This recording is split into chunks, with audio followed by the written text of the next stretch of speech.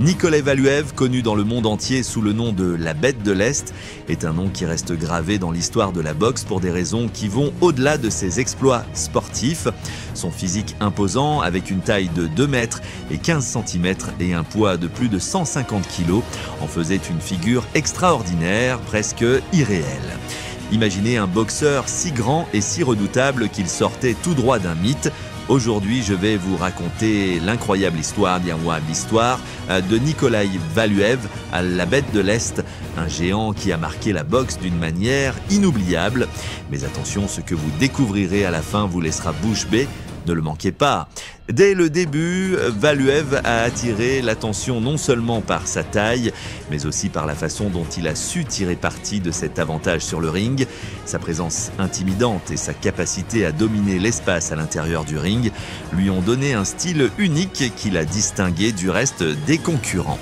Cette histoire fascinante commence à Leningrad, la ville emblématique que nous connaissons aujourd'hui sous le nom de Saint-Pétersbourg, en Russie. C'est là que Nikolai Valuev est né le 21 août 1933, à une époque où son pays était encore sous la domination de l'Union soviétique. Entouré des influences culturelles et politiques de l'époque, sa vie semblait destinée à être aussi ordinaire que celle de n'importe quel autre enfant russe. Dans ces années-là, la ville de Leningrad était un centre culturel et industriel important, marqué à la fois par son histoire et par les défis économiques auxquels la population était confrontée. Dans ce contexte, Nikolai grandit sans grand privilège, mais avec un héritage génétique qui transformera son destin. Ce qui semblait être une enfance ordinaire n'était que le prélude à une vie extraordinaire qui allait défier toutes les attentes. L'enfance de Valuev s'est déroulée tout à fait normalement, du moins dans ses premières années. À sa naissance, il est un bébé de taille moyenne, dont les traits physiques ne laissent pas présager qu'il sera un jour l'un des hommes les plus grands et les plus forts du monde. Ses traits physiques ressemblaient davantage à ceux de sa mère, qui avait une carrure standard, mais c'est son grand-père paternel qui a laissé une empreinte génétique unique sur Nikolai. Ce grand-père, un homme de grande taille et de grande force, est devenu le porteur des gènes qui, une génération plus tard, se manifesteront chez son petit-fils avec une ampleur impressionnante.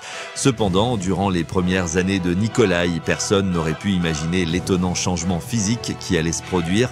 Sa famille, tout en sachant que Nikolai était plus grand que les autres enfants, ne s'attendait pas à ce que cette caractéristique définisse non seulement son apparence, mais aussi son destin. En grandissant, Nikolai a commencé à se distinguer par sa taille, dépassant rapidement ses camarades de classe en taille et en corpulence. À l'école, il était impossible de ne pas le remarquer car même les enseignants étaient surpris de le voir exceller physiquement dans les rangées et les activités de groupe. Cette poussée de croissance ne l'a pas seulement distingué visuellement, elle l'a aussi amené à participer naturellement à des activités sportives. À l'adolescence, son intérêt pour le sport l'amène à explorer des disciplines telles que le basketball, où sa taille constitue un avantage évident. Cependant, malgré son potentiel athlétique, Nikolai ne savait pas encore que le sport était la voie qu'il suivrait. Ce n'est qu'à l'aube de ses 20 ans, un âge considéré comme trop tardif pour entamer une carrière de boxeur, qu'il a décidé de s'essayer à ce sport. C'est une découverte inattendue qui changera à jamais le cours de sa vie, poussé par sa taille et une force innée qui le distingue des autres. Ce départ tardif, loin d'être un désavantage, l'a amené à se concentrer sur le développement d'une technique précise qui complétait son imposante présence physique. La carrière professionnelle de Nikolai Valuev a débuté en 1993 en Allemagne, un pays qui, après la réunification, était en train de devenir un centre important de la boxe européenne. C'est là, sur une scène modeste, que Nikolai dispute son premier combat professionnel contre l'Américain John Morton. Les attentes sont modérées. Peu de gens savent qui est ce géant russe qui, malgré sa taille, n'a pas encore la reconnaissance et l'expérience d'autres combattants établis.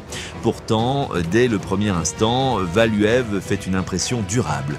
Sa victoire est nette et rapide, démontrant non seulement sa force, mais aussi une capacité étonnante à contrôler le ring malgré sa taille gigantesque.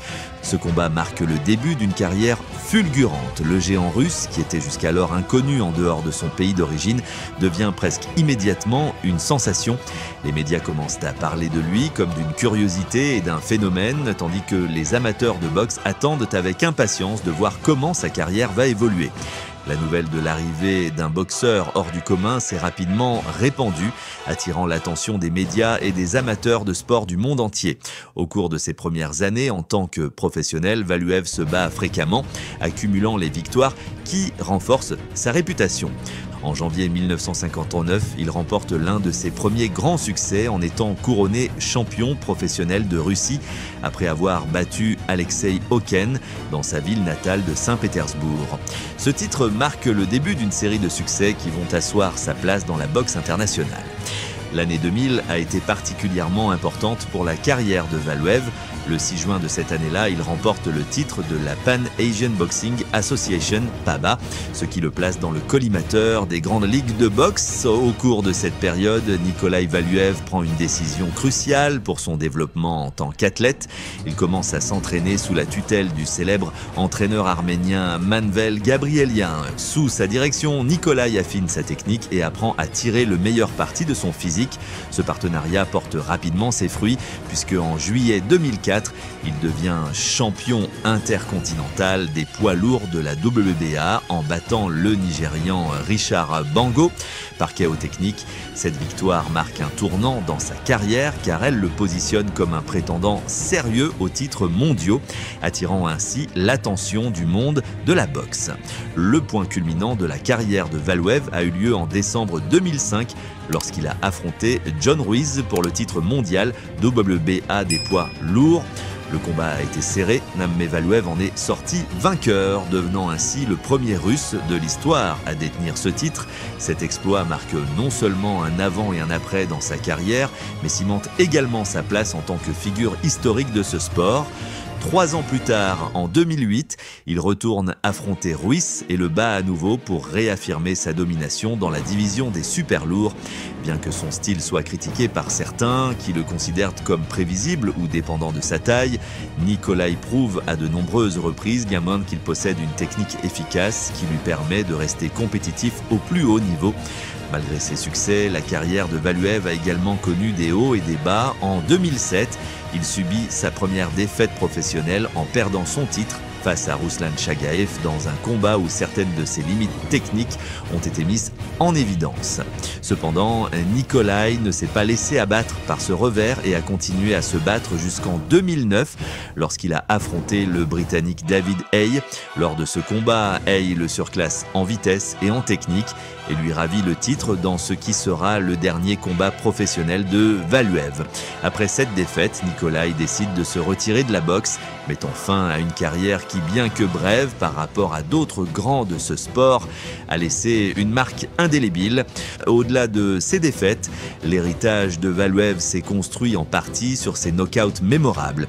Parmi les combats les plus marquants de sa carrière figurent ses victoires sur Neil Kirkwood en 1996, Yevgeny Odidovsky en 1998 et Richard Bango en 2004. Dans chacun de ces combats, son physique imposant et sa force brute ont joué un rôle décisif, laissant une impression durable sur les adversaires et les spectateurs. En outre, Nikolai a participé à des combats inoubliables contre des boxeurs de renom tels que Monty Barrett et Owen Beck, s'imposant comme une figure redoutable de la division des super lourds. Après sa retraite, Valuev a dû faire face à d'importants problèmes de santé. Les problèmes osseux qui l'ont affecté pendant une grande partie de sa carrière l'ont contraint à subir 2 opérations complexes en 2010.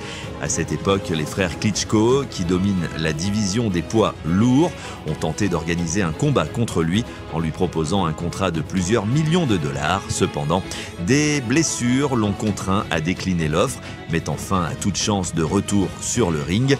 Malgré cela, Nikolai a trouvé une nouvelle vocation dans la politique, suivant les traces de Vitali Klitschko et devenant député à la Douma d'État russe.